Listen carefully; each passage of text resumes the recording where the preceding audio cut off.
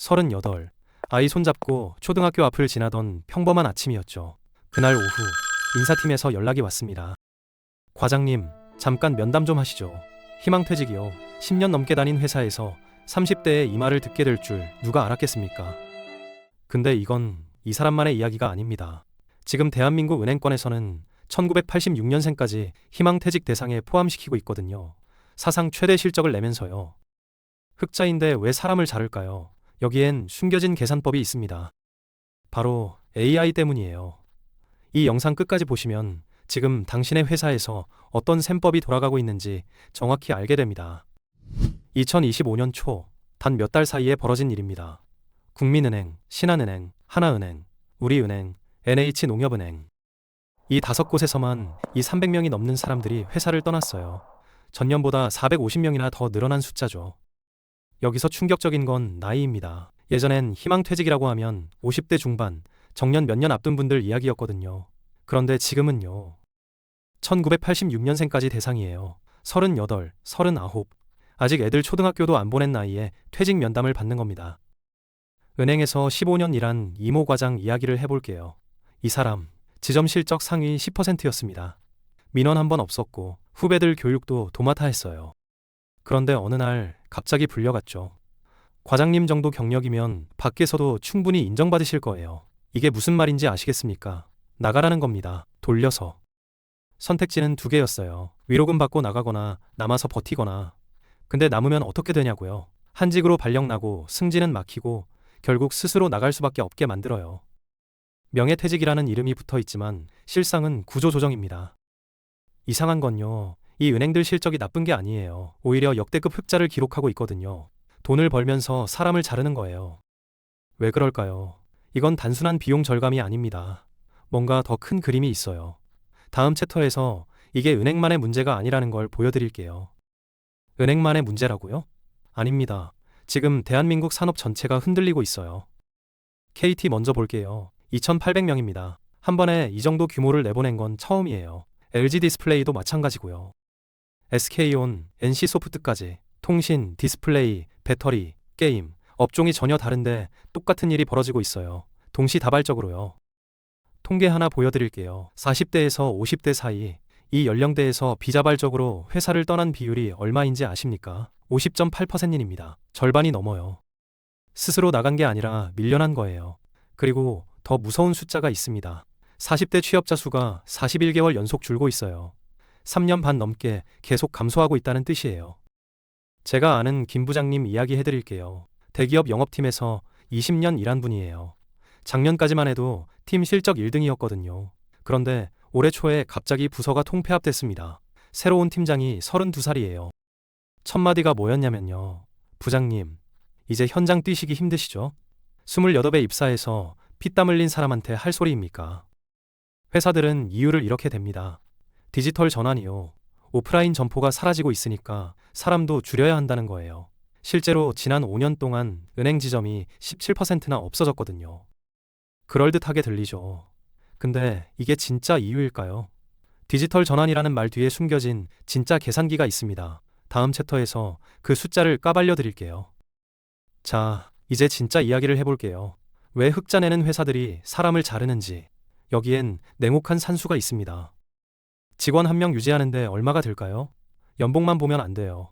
4대 보험, 퇴직금, 복리후생, 교육비, 사무실 공간. 이거 다 합치면 연간 1억 원 정도 나옵니다.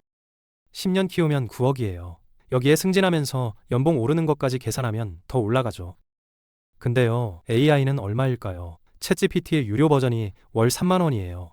1년이면 36만 원입니다. 직원 연봉의 0.36%예요. 이게 무슨 뜻인지 아시겠습니까? 제가 계산을 해봤어요. 직원 1명이 10년 동안 회사에 들어가는 비용 약 9억 원이라고 했잖아요. 같은 기간 AI를 쓰면요. 360만 원입니다. 차이가 8억 9천만 원이에요. 한 사람당 이 정도 차이가 나는 거예요. 여기서 끝이 아닙니다. 100명을 정리한다고 생각해보세요. 10년 기준으로 850억 원을 아끼는 겁니다. 850억이요. 이 숫자 앞에서 기업 경영진이 무슨 결정을 내리겠습니까? 인정사정 볼 여유가 없어요. 대기업 인사팀에서 일하는 후배가 그러더라고요. 형, 우리도 알아요. 이 사람들이 얼마나 열심히 했는지. 근데 윗선에서 내려오는 숫자가 있어요. 맞춰야 해요. 그 숫자가 바로 이거예요. AI와의 비용 격차. 웃긴 건요. 이게 한국만의 이야기가 아니에요. 일본도 똑같은 계산을 하고 있거든요. 그런데 일본은 상황이 더 기묘해요. 정부는 65세까지 일하라고 하는데 기업은 50대를 내보내고 있어요.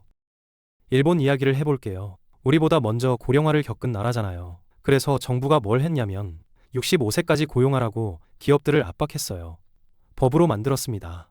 직원이 원하면 65세까지 일할 수 있게 해줘라. 근데요, 현실은 정반대로 가고 있어요. 미쓰비시 전기, 일본을 대표하는 제조업체죠. 이 회사가 2024년에 얼마를 벌었는지 아십니까? 순이익 3조 5천억 원입니다. 역대 최고 실적이에요. 그런데 같은 해에 뭘 했냐면요. 53세 이상 정규직 하나리한테 희망퇴직을 권유했어요. 돈을 이렇게 벌면서 사람을 내보내는 겁니다. 미쓰비시만 그런 게 아니에요. 파나소닉도 마찬가지고요. 올림푸스, 후지츠, 소니까지. 일본 간판 기업들이 줄줄이 같은 짓을 하고 있어요. 공통점이 뭔지 아세요? 다 흑자 기업이에요. 적자라서 구조조정하는 게 아니에요. 제가 일본에서 일하는 지인한테 물어봤거든요. 거기 분위기 어때? 그랬더니 이러더라고요. 야마다 상이 있었어. 30년 다닌 분이야. 작년에 퇴직금 좀 더 얹어줄 테니까 나가라고 하더래. 거절했어. 그랬더니 뭐가 됐는지 알아? 지방 공장 경비실로 발령났어. 이게 일본식 희망퇴직이에요. 희망이 아니라 압박이죠. 왜 이러는 걸까요? 일본 기업들 속내는 간단해요. 50대 직원 월급으로 20대 3명을 뽑을 수 있거든요. 거기에 AI까지 더하면요. 계산이 안 맞는 거예요. 오래 일한 사람일수록 비용 대비 효율이 떨어진다고 보는 겁니다. 정부는 65세까지 일하라고 하고 기업은 53세부터 내보내고 이 간극에서 수많은 사람들이 떨어지고 있어요. 지금까지는 은행원, 대기업 직원 이야기였죠. 근데 이분들만 위험한 게 아니에요. 진짜 무서운 건 따로 있습니다. 화이트 칼라요. 사무실에서 컴퓨터 앞에 앉아 일하는 모든 사람들. 회계사, 변호사, 세무사, 애널리스트, 소위 전문직이라고 불리는 사람들이 지금 직격탄을 맞고 있어요. 회계법인에서 일하는 후배가 있거든요. 작년에 만났을 때 이런 말을 하더라고요. 형, 신입 안 뽑아요. 뽑아서 3년 가르칠 바에 AI 쓰는 게 낫대요. 농담인 줄 알았어요. 근데 진짜였습니다. 숫자로 보여드릴게요. AI한테 공인회계사 1차 시험을 풀게 했어요. 득점률이 얼마였는지 아십니까? 90%입니다. 합격자 평균이 53%거든요. 37%포인트나 높아요. 사람이 몇 년 공부해서 겨우 붙는 시험을 AI가 가볍게 넘어버린 거예요. 변호사도 마찬가지예요. 계약서 검토, 판례 조사, 소송 문서 초안 작성. 예전엔 신입 변호사들이 밤새워 하던 일이에요. 지금은요, AI가 5분 만에 해요. 사람보다 빠르고 실수도 적어요. 대형 로펌 파트너 변호사가 이런 말 했대요. 주니어 변호사 10명 뽑을 돈으로 AI 시스템 구축하면 더 효율적이야. 냉정하죠. 근데 이게 현실이에요. 문제는요, 이게 특정 직업만의 이야기가 아니라는 거예요. 텍스트를 다루고 데이터를 분석하고 보고서를 쓰는 모든 직업, 컴퓨터 앞에 앉아서 일하는 사람이라면 전부 해당돼요. 사무직 전체가 생존의 기로에 서 있는 겁니다. 여기서 질문 하나 드릴게요. 왜 하필 지금일까요? AI가 갑자기 나타난 것도 아니고 구조조정이 처음 있는 일도 아니잖아요. 근데 왜 2025년, 2026년에 이렇게 한꺼번에 터지는 걸까요? 답은 인구에 있어요. 한국 노인 인구 비율이 지금 18.4%입니다. 5명 중 1명이 65세 이상이라는 뜻이에요. 일본은요, 70세 이상만 따져도 20.7%예요. 두 나라 다 초고령 사회로 진입했거나 진입 직전이에요. 이게 기업한테 무슨 의미냐면요. 돈 쓸 사람은 줄어드는데 돈 받아갈 사람은 늘어난다는 거예요. 시장은 쪼그라드는데 인건비는 계속 올라가요. 특히 오래 일한 직원들 월급이요. 경제 성장률도 문제예요. 한국의 2025년 성장률 전망치가 얼마인지 아세요? 0.7%에서 1.5% 사이예요. 1%도 안 될 수 있다는 거예요. 경제가 거의 안 크는데 매년 연봉은 올려줘야 하고 승진시켜야 하고 기업 입장에서 감당이 안 되는 거죠. 그래서 누굴 먼저 자를까요? 당연히 가장 비싼 사람이에요. 40대, 50대, 경력 15년, 20년 된 분들, 연봉이 높거든요. 호봉제라는 게 그래요. 오래 다니면 자동으로 월급이 올라가잖아요. 근데 생산성이 그만큼 올라가냐? 기업은 아니라고 보는 거예요. 예전엔 나이가 경력이었어요. 오래 일한 사람이 잘하는 사람이었죠. 근데 지금은요, 나이가 비용이에요. 젊은 직원이 AI 써서 더 빨리 처리하거든요. 연공 서열이라는 시스템 자체가 무너지고 있는 겁니다. 같은 문제를 두 나라가 다르게 풀고 있어요. 일본이랑 한국이요. 근데 결과가 완전히 달라요. 일본 먼저 볼게요. 이 나라는 1986년부터 준비했어요. 40년 전이에요. 정년을 55세에서 60세로 올리고 다시 65세로 올리는 걸 3단계로 나눠서 진행했거든요. 기업들한테 시간을 준 거예요. 갑자기 하라고 안 했어요. 그리고 당근도 줬어요. 고령자 고용 계속 급부라는 게 있거든요. 60세 넘은 직원 계속 고용하면 정부가 임금 일부를 보조해줘요. 기업 입장에서 부담이 줄어드니까 받아들일 수 있었던 거죠. 한국은요, 정반대예요. 5년에서 8년 안에 65세 정년을 만들겠다고 해요. 40년 걸린 걸 10분의 1 기간에 하겠다는 거예요. 기업들이 반발하는 게 당연하죠. 준비할 시간이 없으니까요. 여기서 문제가 생겨요. 기업들이 뭘 하냐면요. 정년 연장되기 전에 미리 사람을 내보내는 거예요. 60세까지 있을 사람한테 65세까지 월급 주기 싫으니까. 지금 벌어지는 30대 희망퇴직이 바로 이거예요. 선제적 구조조정이에요. 그리고 진짜 무서운 게 있어요. 소득 크레바스라고 들어보셨어요? 법정 정년이 60세잖아요. 근데 국민연금은 65세부터 나와요. 이 5년 동안 수입이 없어요. 월급도 없고 연금도 없고. 이 구멍에 빠지면 노후 자금이 순식간에 녹아요. 일본은 40년 걸려서 다리를 놓았어요. 한국은 5년 만에 뛰어넘으라고 해요. 누가 더 많이 떨어질까요? 여기까지 들으면 우울해지죠. 근데 가만히 앉아서 당할 순 없잖아요. 살아남는 방법이 있어요. 첫 번째로 말씀드릴 건 AI 리터러시예요. 쉽게 말할게요. AI를 쓸 줄 아느냐 모르느냐. 이게 앞으로 당신의 연봉을 결정해요. 제가 아는 마케팅 팀장이 있어요. 43살이에요. 작년까지만 해도 보고서 하나 쓰는데 이틀 걸렸대요. 자료 찾고 정리하고 문장 다듬고. 근데 지금은요. 반나절이면 끝나요. 챗GPT한테 초안 뽑게 하고 본인은 검토만 하거든요. 생산성이 3배가 됐어요. 이 사람 얘기 더 해드릴게요. 회사에서 구조조정 명단 만들 때 이 팀장은 빠졌대요. 이유가 뭐였냐면요. 저 사람은 AI 써서 혼자 3명 몫을 해요. 반대로 AI 안 쓰는 사람들은요. 명단에 올라갔어요. 같은 일을 3배 느리게 하니까요. 근데 그냥 AI 쓴다고 되는 게 아니에요. 질문을 잘해야 해요. 프롬프트 엔지니어링이라고 하거든요. 보고서 써줘. 이렇게 물으면 쓰레기가 나와요. B2B 마케팅 담당자 대상, 3분기 실적 요약, 핵심 지표 중심으로 500자 내외로 써줘. 이렇게 구체적으로 물어야 해요. 그리고 하나 더요. AI가 틀릴 때가 있어요. 환각 현상이라고 하거든요. 없는 사실을 있는 것처럼 말해요. 이걸 잡아내는 능력, 이게 앞으로 사람의 가치예요. AI가 뽑은 결과물을 검증할 수 있는 사람, 이 사람은 대체가 안 돼요.